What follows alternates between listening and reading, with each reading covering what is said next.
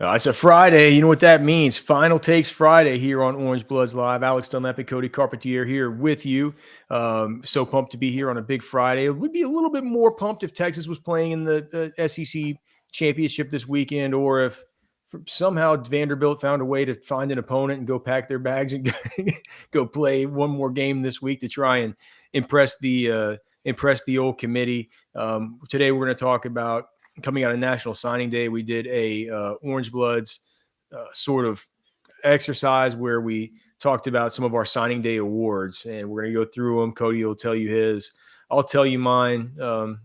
Underrated players, early contributors, defensive MVP, offensive MVP, best recruiting moments, worst recruiting moments, biggest misses, all that stuff as we look back at this 2026 class that wrapped up here this week on Wednesday. First, let's thank our great sponsor, the Man Eye Institute. See life better at the Man Eye Institute. 1-844-WOW-2020 is how you can reach them.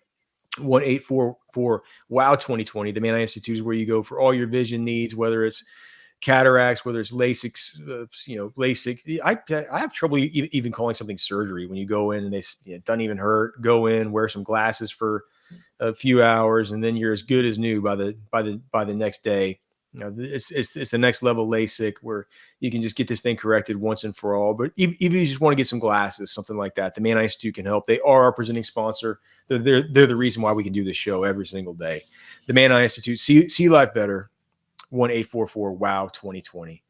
All right, Cody, bunch to get to today. Let's start out though. I guess we got to pick the games for championship weekend. I guess let's do that at the end. But let's start out by going through our signing day awards. And Jason sent these out. Let's start out with this 2026 class. Who is your offensive MVP? I really thought filling this out, knowing that it was going to be Jason, Ketch, you, Travis, myself. I was like, man, I think chalk is going to be Diabell. And I was thinking about doing Derek Cooper, but it looks like Derek Cooper was the chalk. I'm going to go Diabell because I think of one thing that can kind of put you over the top. First off, it's quarterback. So quarterback's easy. But secondly, if he's the one that brings Texas a championship, if Arch Manning doesn't bring Texas a championship in 2026, and the number one recruiting class from last year and a top 10 recruiting class this year, and it comes to fruition in like 28 or 29, and it's on Diabell's back, he's the quarterback, it's an auto dub. It's an auto MVP. He's the automatic. I mean, he goes into Texas lore if he wins a championship. So I'm going to go with the quarterback because chalk, and it's a 5-star quarterback. Well, I wasn't thinking about it like that. I was thinking about how's Diabell going to be the MVP when he comes in and Arch is still the quarterback. But that's like the early contributor part, right? That's like who's there. That's kind of where I took it. So I was like, who's going to be the overall MVP when you look back at the class? That's how I looked at it. Well, if I would have looked at it like that, of course I would have put Diabell. You know what I mean? So I agree with you that that's probably the best answer if that's the way you look at it. I said Derek Cooper, the running back, just because he's going to enter Texas. I think it's one of these dudes, and people are going to laugh at me when I say it the same way that they laughed at me on Sirius XM radio whenever after the Cowboys drafted CeeDee Lamb, and I said he's going to walk in there and he's going to be the number one wide receiver over was it Dez at the time? Was it Dez? I forgot. That was 2020, right? It's 2019 or 2020. I forget. No, over Amari Cooper. There you go. Go. He's going to come in and he's going to supplant Amari Cooper as the wide receiver one from the minute he walks in the building. People said that is ridiculous for you to come out and say this about a rookie. I truly think it's the same thing with Derek Cooper. I think he enters Texas and becomes the best running back on the roster. So I think if that's going to be the case, that he's the likely starter to start next season, and the run game needs a major spark based on what we've seen this last year. You can't win the SEC if you can't run. I don't think you can. And so I think he's going to be a huge part of that. I think he's the future of the running back position at Texas. Now, clearly, that's based on his, on like huddle highlights and getting to see, camp clips and things like this, right? So I got to see him on a college football field, and we'll get to see it in the spring, thankfully. But if my eyeballs see what I think they're going to see, and he's the level of athlete that I have, evaluated him on based on the limited stuff that we have for a lot of these high school players that we don't get to see live. I've not seen him live yet, but he looks to me like he's going to be the best running back on campus. And if that's going to be the case, you say you need a quarterback, but man, you also need a run game. And the fact that I think it's going to be instant, that's why I made him the offensive MVP of this class.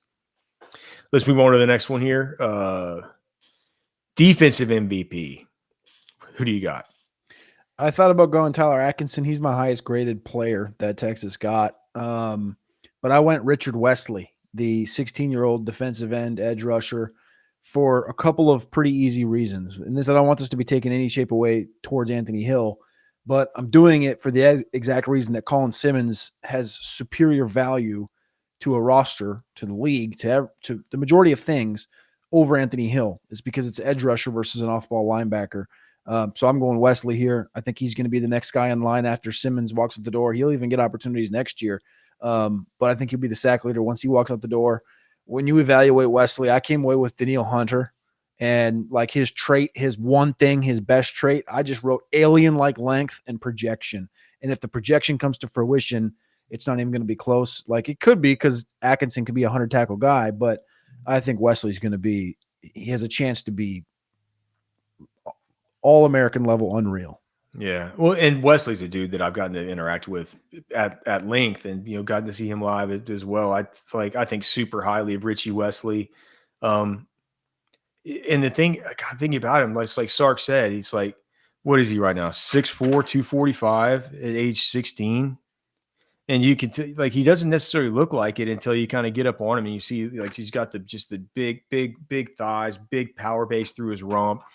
But moves. So like he's got the explosiveness and the twitch that you would expect from being built like that through his lower half.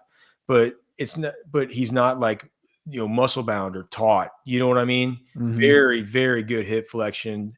Very good bend. Just I can't believe he's only 16. Doesn't act like a 16-year-old either. I know I didn't act like such an upstanding young man when I was 16. I was a little turd. I mean, and graduate as early as he is. He's graduating right now, like a year. Not only he reclassified like a year and a half early. Yeah. So I do love Richie Wesley. With that being said, I said Tyler Atkinson. I think they both merit. I think he's freaky. He's a total stud. He's not gonna start game one, I don't think, because they don't on defense they don't do that.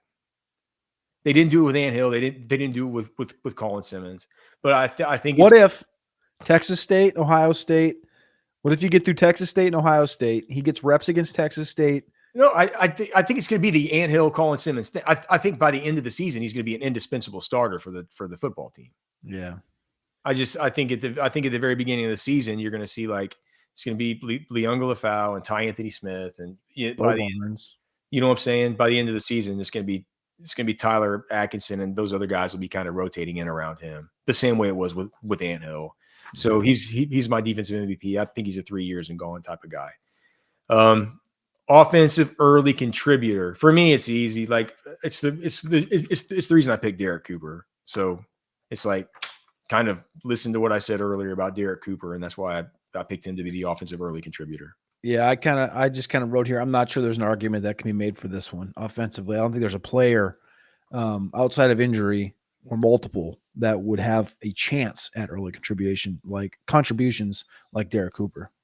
Yeah, who are your other off? So your other ones are Diabell, maybe Jermaine Bishop Jr., but we're not even sure that he's going to play offense at this point. I think he should.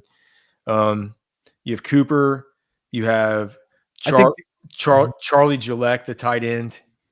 You have Nick Robertson, who's not even going to be here in the spring. You have Caden Shure, the offensive lineman. And then you have Jet Walker, who's like the running back, fullback type. And then you have Turntine, who weighs 270 pounds. I think And outside of like multiple receivers leaving and Cohen Brown maybe getting an opportunity Oh, or something, and Chris Stewart. Sorry, Chris Stewart. outside of potentially like receivers leaving, some Cohen Brown too. complete malfunction at the wide receiver position, he has a chance. But I would say the only other name that I could think of that if I'm forecasting 6 months out what could happen, it would be John Turntine putting on 25 pounds of good Yeah, weight and getting a chance at left guard or something. That yeah. would be like the only thing I could tell myself. Or contributing right off the bat is like a swing tackle. I don't know about that whole thing. As no, you're talking about swing tackle. Okay, so the Yes. question I think at the press conference the other day was like jumbo tackle. No, I don't like that. that was an odd question. Okay. The next one was defensive early contributor, and it's. I said it earlier about Atkinson. Atkinson. I think it's Yeah. Atkinson. Okay. The next one was underrated for offense. Who's your underrated offense? I just brought him up, Turntine. I'm not really sure when he became underrated. I think like during the process when people kind of realized that Yeah, he it, cut. it was like, dude. All right. Well, if we can't get Fasusi, we got to get Turntine next year. It feels like, yeah. During the process, I don't know if it was just that people realized that he was a lot lighter than they thought. Well, that's exactly what I wrote. I said I think it may have been when he weighed in 268 pounds for a powerlifting meet. I think that's when it happened because, like you said, he was a 5-star. He was the 5-star coming in a year ago. It was like, well, we didn't get Fasusi. Now you got to go to Turntine, and it kind of just like feels like ever since. And I'm not even sure where the ranking ended up, but he's become underrated, or become a sleeper or a value per se. So I would say that's where I went. I went Turntine. Yeah, I like that one. I was thinking about making. I was thinking about it. I probably should have made that right. I think that's the best answer. I went with Jermaine Bishop Jr. because I just said I called him underrated because I don't know. I don't. You've watched his highlights. Doesn't he look like a guy that just should be like? I don't know why everybody's saying like, dude, he needs to play offense. I think the biggest thing is his weight. So both of the underrated guys is just they're too lightweight. That's why they're. Yeah, it's like I think the question, like the thing that Catch keeps saying on the board is like he's too small to play defense in the SEC this early. He's like if he's actually 155 pounds, like yeah, you can tell yourself a story for offense and Yeah, get him the ball in space and give him an opportunity to use his speed and stuff. But people defensively, keep saying that he's going to play defense. I'm like that makes him underrated on offense. I think it's like I would be saying like, dude, look at the way that watch him with the ball in his hands and tell me the Sark doesn't find a way to get him on the field on offense.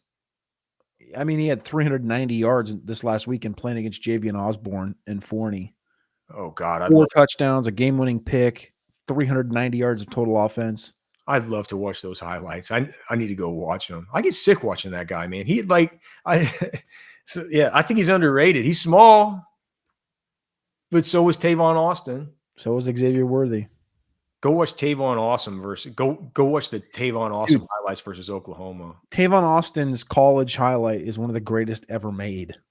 Just did really weird. Did Stedman Bailey die? Yeah, like that was like 6-7 years ago. Weird. That was a duo, man. Was it? Did he die or did he just get shot or something? He did not die. Sorry. Okay. He was struck twice in the head in a drive-by Oh in gosh. 2018. And he made it through.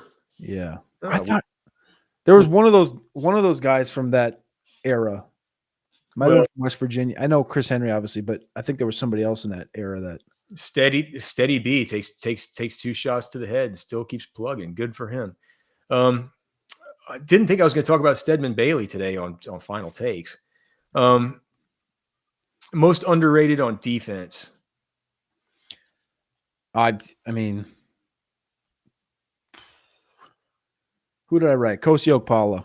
Kosi Okpala is going to be my move here. So I met him at the Rivals 5-star in Jacksonville the year before, and I had a video with him that I found. I dug it back up while I was doing this thought process of who this would be. So this is what he told me. So this wouldn't have been 2025's 5-star, it would have been 2024. So 2 years ago. And I asked him who he modeled his game after. And at the time, he goes, David Binda at Texas, Hmm. Anthony Hill, Abdul Carter, Jeremiah Uzu-Koromoa, and Micah Parsons.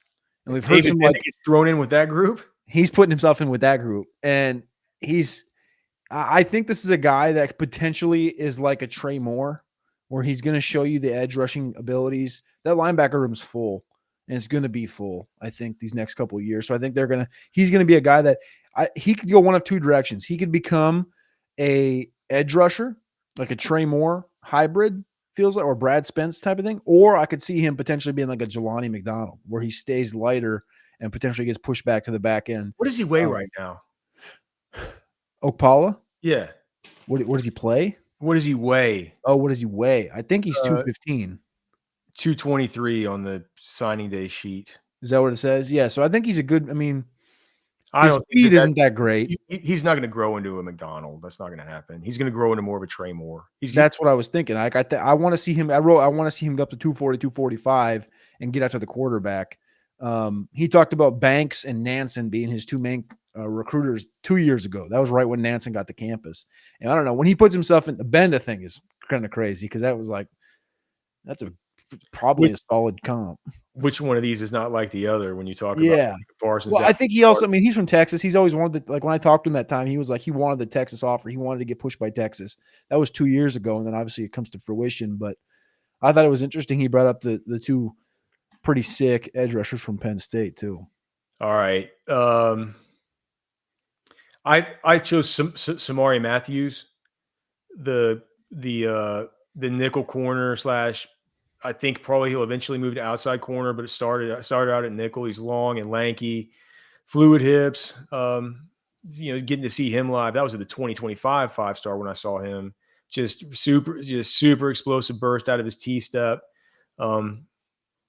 Good, really good highlights, both, with his trail technique and coverage, but also in run support. I think he'll start out at nickel. I keep thinking he's going to be one of these guys that, not to say he's going to be a Jahdae Barron, but I think he'll have the same kind of career path like Barron and Gilbo will, where he'll start out at nickel. But I think he's got the goods to play outside corner eventually. So I'm going to say Samori Matthews. Big fan of that guy.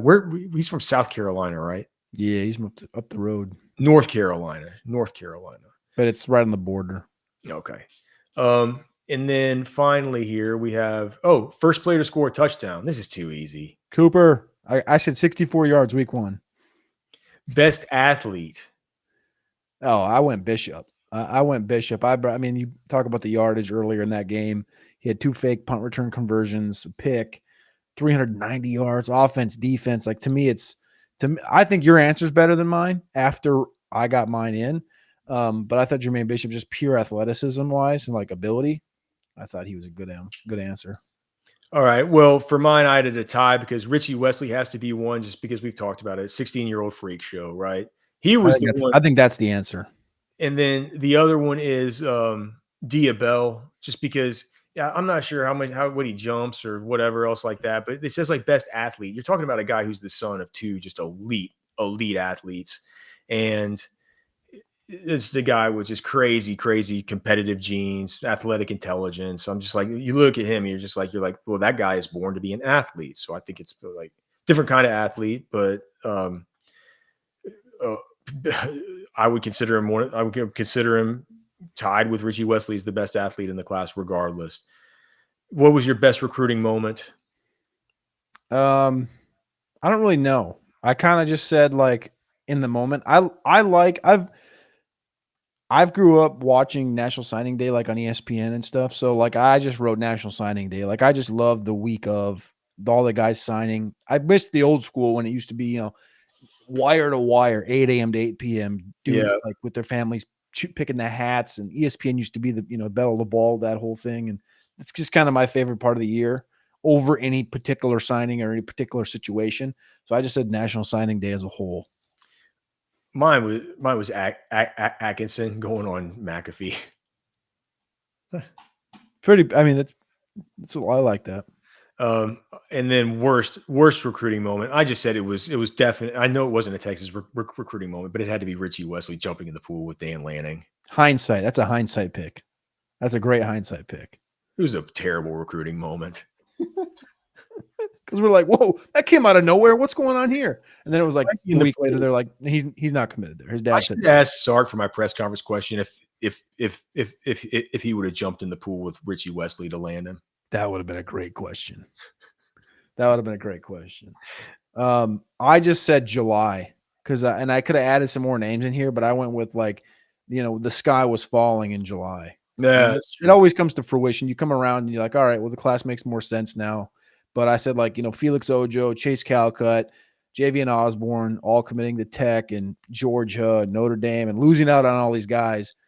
And then when you come around, it's like, well, you got Turntine, and you got a couple of sick DBs, you got your running back.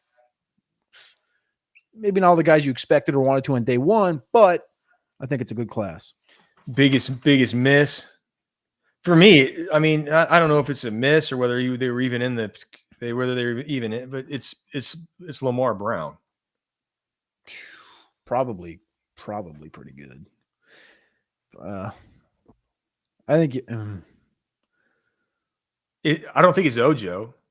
No, I wasn't going to say Ojo. So Texas was in on Kenye Pepe very early. He was an IMG guy that went to USC, and he's part of their sick class. But Texas is like, Jason's talked about the fact that like they've kept conversations, but he just wanted to be in California. Kenye, I think, is like him and Iheanacho. I've told you that before. I love Iheanacho, the guy that went to Oregon. Those two tackles, those are all pro tackles where they're at right now. Massive human beings with good feet that can move, and they're both going to USC and Oregon. I'd just say like getting that stone, I guess just getting a stone cold left tackle, I think was a miss. Not getting one, I should say. All right, you want to pick these games for the weekend? Sure.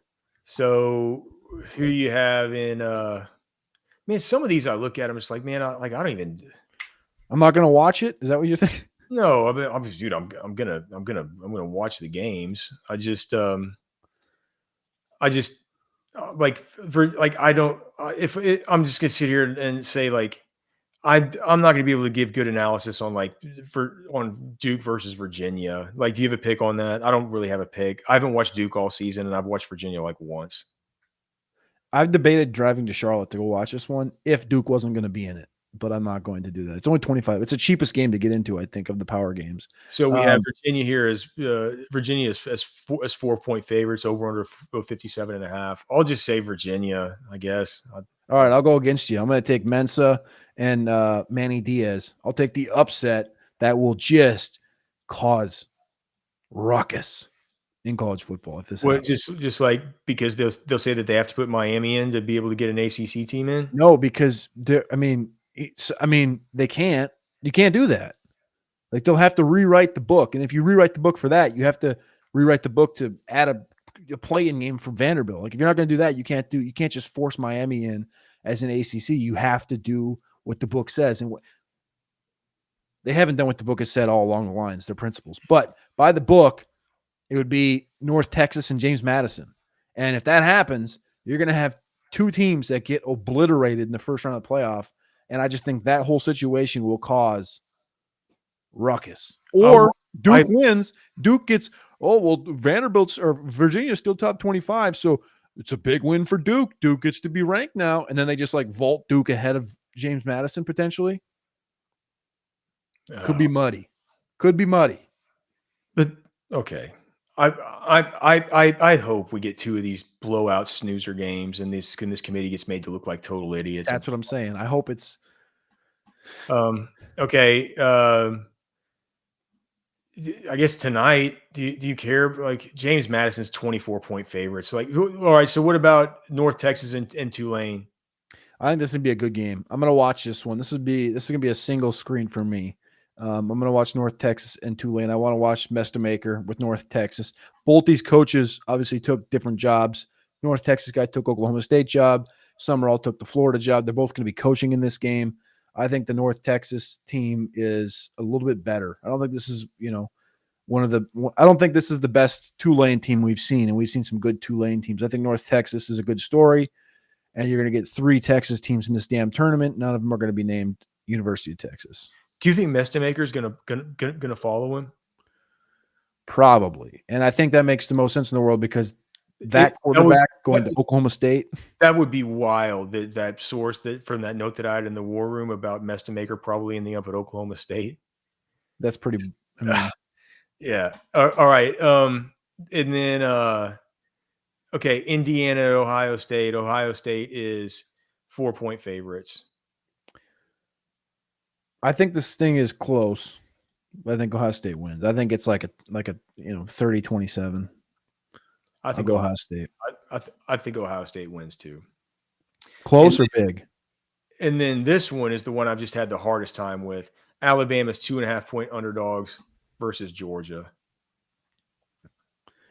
Georgia or Alabama's won 10 of the last 11 of this game. Yeah. I'm taking Georgia. I'm taking Georgia. I think I said 30. I think I replied to our guy Brooks's tweet 31-20, 31-23. I think I said the only other time that Georgia's beaten Alabama with Kirby 33-18 in Indianapolis in 2022 college football playoff.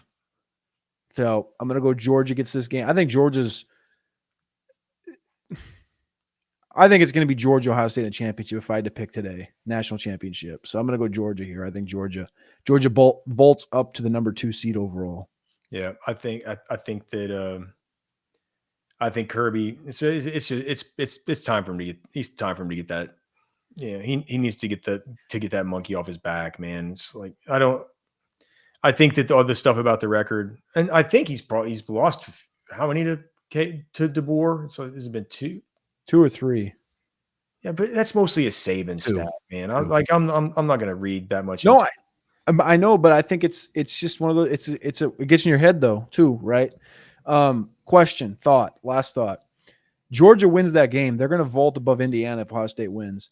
Texas will then have the number 1 and the number 2 loss in America.